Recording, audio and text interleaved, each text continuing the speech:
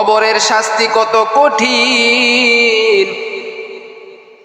আল্লাহ রসুল পয়গম্বর সাল্লাল্লাহু আলাইহি ওয়াসাল্লাম বলেন, যেই সমস্ত বান্দা বান্দিরা নামাজ না পড়িয়া অন্ধকার কবরে যাবে, যেই সমস্ত বান্দিরা পর্দা না করে কবরে যাবে, ওই কবরের দুই পার্শ্বের মাটি এমন ভাবে তাদেরকে চাপ দিবে, ওই বান্দা বান্দিরা চিৎকার করে আওয়াজ করবে, কে আসো আশেপাশে, আমাকে বাঁচাও।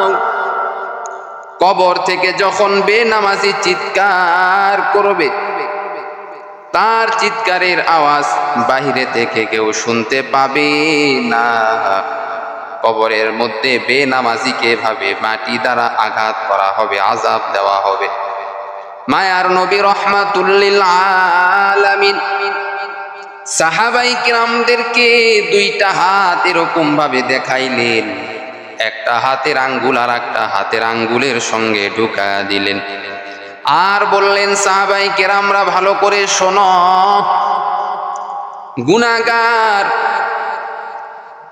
গুনাহগার যখন কবরের মধ্যে যায়, যেই সমস্ত বান্দারা ঠিক মতো নামাজ আদায় করে না, 5 ওয়াক্ত নামাজ পড়ে না, যেই সমস্ত বান্দিরা পর্দা করে না, যেই সমস্ত বান্দিরা আল্লাহর ইবাদত করে না, তারা যখন কবরে যাবে, একটা হাতের আঙ্গুল আর একটা হাতের আঙ্গুলের সঙ্গে যেমন ঢুকে যায়, এরকম ভাবে গুনাহগারদের শরীরটাও এরকম ভাবে আযাব দেওয়া হবে, আযাব দেওয়া হবে। এরকম ভাবে এক পার্শ্বের হাড্ডি আর এক পার্শ্বের হাড্ডির মধ্যে ঢুকে যাবে। ও যুবক, তোমার মতো যুবক স্কুলে পড়ে নামাজ পড়ে, তুমি কেন পারবা না রে বাবা? তোমার মতো যুবক কলেজে পড়ে, ভার্সিটিতে পড়ে, নামাজ বাদ দেয় না, ও যুবক তুমি কেন পারবা না রে যুবক? তোমার মতো যুবক কৃষি কাজ করে, তারপরেও নামাজ পড়ে, তারপরেও 5 বার নামাজ আদায় করে। তোমার মতো মানুষ ব্যবসা বাণিজ্য করে, তারপরেও 5 ওয়াক্ত নামাজ পড়ে। করে আল্লাহর বান্দা, তুমি বসে বসে তুমি সময়টা নষ্ট করতেছো, হেলাই খেলাই সময় নষ্ট করতেছো। আল্লাহ পাক রব্বুল আলামিন তোমার এই সময়ের হিসাব নিবে।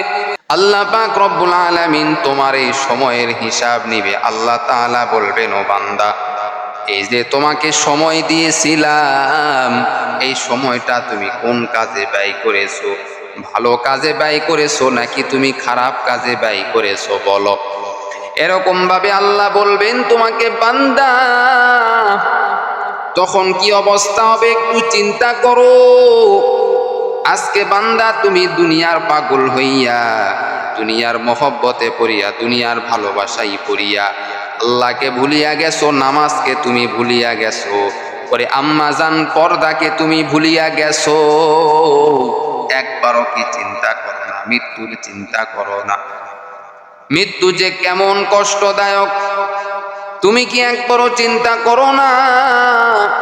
অন্ধকার কবর যে কেমন ঘর। অন্ধকার কবর হলো সাপ বিচ্ছুর ঘর, অন্ধকার কবর হলো নির্জন ঘর। ওরে আল্লাহর বান্দা, অন্ধকার কবরে এমন কঠিন আযাব হবে, বেঈমান বেনামাজির এমন কঠিন আযাব হবে, কখনো তারা সহ্য করতে পারবে না। আল্লাহর একজন বান্দা রাস্তা দিয়া যাইতেছে, রাস্তা দিয়া যাইতে যাইতে রাস্তার পাশে একটি কবর। ওই কবর থেকে একজন মহিলা চিৎকার করে বলতেছে, কে আসো আশেপাশে, আমাকে বাঁচাও। এই কবরের মধ্যে আমি তো অনেক শাস্তির মধ্যে রয়েছি, এই কবরের মধ্যে আমি তো অনেক আযাবের মধ্যে রয়েছি, কে আসো আশেপাশে, আমাকে বাঁচাও। এই কবরের মধ্যে আমি আর থাকতে পারি না। আল্লাহর বান্দা এবার এই মহিলার কবর থেকে যখন চিৎকারের আওয়াজটা শুনতে পাইল, আল্লাহর বান্দা এলাকায় গেল। যাওয়ার পরে এলাকার সব মানুষদেরকে বলল, সবাইকে বলল, আমি অমক কবরের মধ্যে থেকে একজন মহিলার আওয়াজ আমি শুনতে পাইলাম। মহিলাটা বলতেছে, কে আশেপাশে আসো, আমাকে বাঁচাও। আমি মহিলার আওয়াজ আমি শুনতে পাইলাম, চলো আমরা কবরটা খনন করব, কবরটা খনন করে মহিলাটিকে আমরা বের করব। সবাই যখন কবরের পার্শ্বে চলে গেল, কবরের পার্শ্বে যাওয়ার পরে আল্লাহর এই বান্দির চিৎকারের আওয়াজ যখন সকলে শুনতে পাইল, সবাই মিলিয়া কবর খনন করলো। কবর খনন করার পর যখন এই মহিলাটা কবরের মধ্যে রয়েছে, মহিলাটা কবরের মধ্যে বসে আছে, তার শরীরে কোনো কাপড় নাই, শরীরে কোনো কাপড় নাই, কোনো কাপড় নাই। যেই দাফনের কাপড়টা পরিয়া তাকে কবরের মধ্যে রাখা হয়েছিল, ওই দাফনের কাপড়টাও তার শরীরে নাই। কি অবস্থা, কি ভয়ঙ্কর অবস্থা! সবাই মিলিয়া মহিলাটিকে প্রশ্ন করলো, কি ব্যাপার, তোমার এই অবস্থা কেন? তোমাকে যখন আমরা কবরে রেখেছিলাম, দাফনের কাপড় পরিয়া তোমাকে কবরের মধ্যে রাখা হয়েছিল, আজকে এমন অবস্থা কেন হইল? কি হয়েছে তোমার, বলো। আল্লাহর এই বান্দি বলে, তোমরা তো আমাকে সুন্দর করিয়া গোসল করিয়া দিছো এবং সুন্দর দাফনের কাপড় পরিয়া আমাকে কবরের মধ্যে রেখেছো, কিন্তু দুনিয়াতে আমি যখন চলাফেরা করেছি,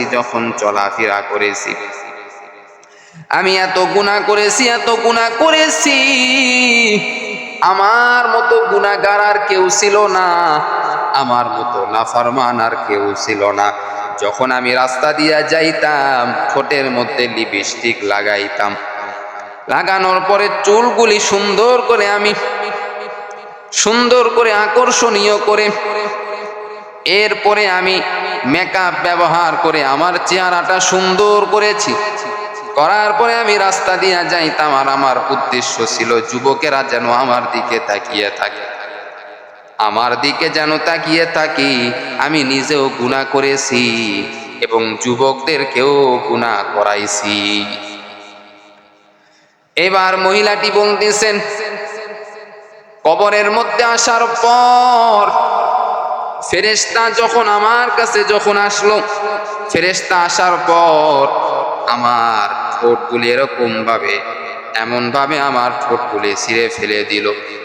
আমি এত কষ্ট পাইলাম, আমার মুখের মধ্যে থেকে ঠোঁটগুলি যখন ছিঁড়ে ফেলে দিল, আগুনের কেচি দ্বারা দিয়া যখন কেটে দিল, আমার দাঁতগুলি, জাহান্নামের হাতুড়ি দিয়ে আমার দাঁতগুলি ভেঙে ফেলা হয়েছে এবং আমার মাথার চুলগুলি, যেই চুল দিয়ে আমি বড়াই করতাম, যেই চুলের সৌন্দর্য সকলকে আমি দেখাইতাম, যেই চুল দিয়ে আমি সকলকে আকৃষ্ট করতাম, ওই চুলগুলি ফেরেশতারা এসে আগুনের কেচি দিয়া চুলগুলি টেনে টেনে ছিঁড়ে ফেলেছে।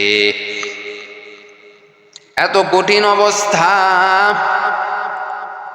এত মারাত্মক অবস্থা। কবরের মধ্যে আমি শাস্তি পেয়েছি, কবরের মধ্যে আমি শাস্তি পেয়েছি। দুনিয়াতে আমি যদি নেক আমল করতাম, যদি পর্দা করতাম, কোরআন পড়তাম, সন্তানদেরকে যদি আলেম বানাইতাম, হাফেজ বানাইতাম, ওই সন্তানরা যদি আমার জন্য দোয়া করত, আমার কবরটা আল্লাহ জান্নাতের বাগান আল্লাহ বানায়া দিত। এখন কি করা যায়? আমার এই অবস্থা, এলাকার মানুষ বলল, আমাদের কাছে এমন একজন আলেম আছে, নেককার আলেম আছে, ওই আলেম যদি তোমার কবরের পাশে দাঁড়িয়ে যদি আল্লাহর কাছে দোয়া করে, হে মালিক, যেই বান্দিকে তুমি কষ্টের মধ্যে কবরের মধ্যে রেখেছো, ও আল্লাহ দয়া করিয়া মায়া করিয়া ওই বান্দিকে তুমি মাফ করে দাও। আল্লাহ যদি মাফ করে দেয়, অবশ্যই তুমি মাফ পাবে। আল্লাহ যদি মাফ করে না দেয়, তোমার ক্ষমতা নাই মাফ পাওয়ার। আল্লাহর বান্দি বড় টেনশনের মধ্যে পড়ে গেল। এবার যখন এলাকার মানুষেরা যখন আলেমের কথা বলল, আলেমকে নিয়ে আসা হলো। আলেমকে নিয়ে আসার পর সবাই মিলিয়া এই আল্লাহর বান্দির কবরের পাশে দাঁড়িয়ে দোয়া শুরু করে দিল। এমন ভাবে কান্না করিয়া দোয়া, এমন ভাবে কান্নাকাটি করিয়া দোয়া করা হলো, আল্লাহ তাআলা আলেমের কান্না আর সহ্য করতে পারল না। আল্লাহ তাআলা বলেন, ও আমার বান্দা বান্দিরা, তোমরা যে এই গুনাহগার বান্দির জন্য দোয়া করেছো, আমি আল্লাহ খুশি হইয়া ওই বান্দিকে মাফ করে দিলাম। আল্লাহ আল্লাহ ক্যা মুবারক নাম হাই, আল্লাহ আল্লাহ আশুকি কা কাম হাই, আল্লাহ আল্লাহ নিচে শিরি নিস্ত নাম, শিরে সকর্মে কুনাতে জানাম তামাম। এজন্য কবরের শাস্তি এত কঠিন, এত ভয়ঙ্কর, এত আযাবদায়ক, যা আমরা কখনো কল্পনাও করতে পারি না। কবরের শাস্তি এত কঠিন হবে, এত কঠিন। আমরা যে পরিমাণ গুনাহ করে যাইতেছি, যে পরিমাণ আমরা গুনাহ করতেছি, এই গুনার খবর কেউ না জানলেও তো একমাত্র আল্লাহ জানে। গোপনে গুনাহ করি, প্রকাশ্যে গুনাহ করি, বিভিন্ন গুনার মধ্যে লিপ্ত। চোখের গুনাহ করতেছি, হাতের গুনাহ করতেছি, পায়ের গুনাহ করতেছি, অন্তরের গুনাহ করতেছি। ও আল্লাহর বান্দা, একটা গুনার হিসাব আল্লাহর কাছে আমরা দিতে পারবো না। ছোট্ট একটা গুনার হিসাবই আল্লাহর কাছে দেওয়ার মতো আমাদের কোনো ক্ষমতা নাই। অথচ আমরা কত গুনাহ করতেছি, কত গুনাহ করতেছি। আল্লাহ বলেন, ও বান্দা, এত গুনাহ করিয়া তুমি কবরের মধ্যে কোনোদিন আসিও না। এত গুনাহ করে বান্দা তুমি কবরের মধ্যে কোনোদিন আসিও না। গুনাহগারের জন্য আমি আল্লাহ জাহান্নামের আগুন রেডি করে রেখেছি। ও বান্দা, আল্লাহ পাক রব্বুল আলামিন 5 ওয়াক্ত নামাজ যে তোমার উপর ফরজ করে দিয়েছেন, এই নামাজের দাম তুমি রাখো নাই, নামাজ তুমি পড়ো না। অথচ নামাজের হিসাব আল্লাহ তাআলা কিয়ামতের দিন সবার প্রথম নিবে। যার নামাজ যত সুন্দর, তার জান্নাত হবে তত সুন্দর। যার নামাজ হবে দুর্বল, কিয়ামতের দিন আল্লাহ তাআলা এই ময়লাযুক্ত নামাজ, অর্থাৎ যেই নামাজের মধ্যে একগ্রতা নাই, যেই নামাজের মধ্যে আল্লাহর প্রেম ভালোবাসা থাকবে না, এই নামাজটা আল্লাহ পাক রব্বুল আলামিন ময়লা আবর্জনা করিয়া আল্লাহ পাক রব্বুল আলামিন তোমার মুখের মধ্যে ফালাইয়া দিবে। আর বলবে, বান্দা, এই নামাজের দরকার আমি আল্লাহর কাছে নাই। যেই নামাজটা তোমাকে জাহান্নাম থেকে ফিরাইতে পারে না, কবরের আযাব থেকে ফিরাইতে পারে না, ওই নামাজ আমি আল্লাহর কাছে দরকার নেই। আজকে আমরা নামাজ পড়ি, কিন্তু নামাজের মধ্যে আল্লাহর প্রেম ভালোবাসা নাই। নামাজ পড়তেছি, হাজার হাজার নামাজ পড়তেছি, কিন্তু নামাজের মধ্যে মন মানসিকতা নাই। নামাজ যে আমরা পড়তেছি, এই নামাজটা যে আল্লাহর জন্য আমরাই পড়তেছি, আল্লাহকে রাজি খুশি করার জন্যই যে পড়তেছি, এই মন মাইন্ড নিয়ে আমরা নামাজ পড়ি না। এজন্য আল্লাহ তাআলা বলেন, এই নামাজ দিয়া তোমাদের কোনো কাজ হবে না। এমন নামাজ তোমরা আদায় করো, যেই নামাজটা দিয়া তোমরা সফলতা অর্জন করতে পারবা, আল্লাহর জান্নাত পেয়ে যাইবা। ওই ব্যক্তি তো সফল কাম, যে ব্যক্তি দুনিয়াতে আমল করে তার নিজের ঠিকানাটা জান্নাত করে নিয়েছে। সুবহানাল্লাহ। ওই ব্যক্তি হলো সব থেকে দামি এবং বুদ্ধিমান। আমরা মনে করি ওই ব্যক্তি সব থেকে বুদ্ধিমান, যে দুনিয়াতে লক্ষ লক্ষ টাকা ইনকাম করতে পারে, কোটি কোটি টাকা ইনকাম করতে পারে, অথচ নামাজ নাই, রোজা নাই, কোরআন নাই, কোনো আমল নাই, আমল করে না, আমল না করে সে চলতেছে। অথচ আল্লাহ পাক রব্বুল আলামিন বলেন, বান্দা, সফল ব্যক্তি হলো ওই ব্যক্তি যে বেশি বেশি নেক আমল করে। সুবহানাল্লাহ। আমাদের উদ্দেশ্য হলো একমাত্র জান্নাত। দুনিয়াতে শান্তি যদি কম হয়, আসল উদ্দেশ্য যদি আমার ঠিক থাকে, আমার ঠিকানা হলো জান্নাত। জান্নাত আমাকে পেতে হবে। কারণ আল্লাহ তাআলা বলে, আমি আল্লাহ দুনিয়াতে অল্প সময়ের জন্য পাঠিয়ে দিয়েছি পরীক্ষা করার জন্য। কি পরীক্ষা? আমি আল্লাহ দেখব কে ভালো আমল করে, কে খারাপ আমল করে। আমলের পরীক্ষা। ইন্নামাল আমালু বিন্নিয়াত। ও বান্দা, আমল করো, আমল করো। আজকে বান্দার আমল নাই, অথচ আল্লাহ তাআলা বলেন যারা আমল যত ভালো হবে, যারা আমল যত ভালো হবে, তার জান্নাত হবে তত ভালো। আজকে আমলের কোনো খবর নাই, আমরা শুধু গুনার মধ্যে জীবন যাপন করতেছি, শুধু গুনাহ আর গুনাহ। কত গুনাহ, বলে চোখের গুনাহ করতেছি, হাতের গুনাহ করতেছি, পায়ের গুনাহ করতেছি, জবানের গুনাহ করতেছি। জবানের গুনাহ করি, অধিকাংশ সময় মিথ্যা কথা বলি, গীবত শিকায়েত করি। এরকম ভাবে মিথ্যা কথা বলিয়া বলিয়া কত কবিরা গুনাহ করেছি, গীবত করে করে কত কবিরা গুনাহ করেছি। পরে নবীর উম্মতের দল, আল গীবাতু আশাদ্দু মিনাজ জিনা, গীবত হলো জিনার থেকেও বড় গুনাহ, জিনার থেকেও বড় গুনাহ, জিনার থেকেও বড় গুনাহ। অথচ এই গীবতটা আমরা কিছুই মনে করি না। আল্লাহ পাক রব্বুল আলামিন বলে, ও বান্দা, গীবত করনেওয়ালা যদি যার নামে গীবত করেছে তার থেকে যদি ক্ষমা না চায় এবং সে যদি ক্ষমা না করে দেয়, তাহলে আমার আল্লাহও তাকে ক্ষমা করে দিবে না। গীবত থেকে আমাদেরকে বাঁচতে হবে। আপনি 5 ওয়াক্ত নামাজ পড়লেন, রোজা রাখলেন, কোরআন তেলাওয়াত করলেন, সবকিছু আপনার ঠিক আছে, কিন্তু আপনি মানুষের নামে গীবত করেন আর আপনি জান্নাতে চলে যাবেন, এত সহজ কখনোই নয়। গীবত থেকে আমাদেরকে দূরে সরে আসতে হবে। এবং আল্লাহ তাআলা বলেন, বান্দা, সারাটা দিন রাতের মধ্যে 24 ঘন্টা আমি আল্লাহ তোমাকে 24 ঘন্টা দিয়েছি।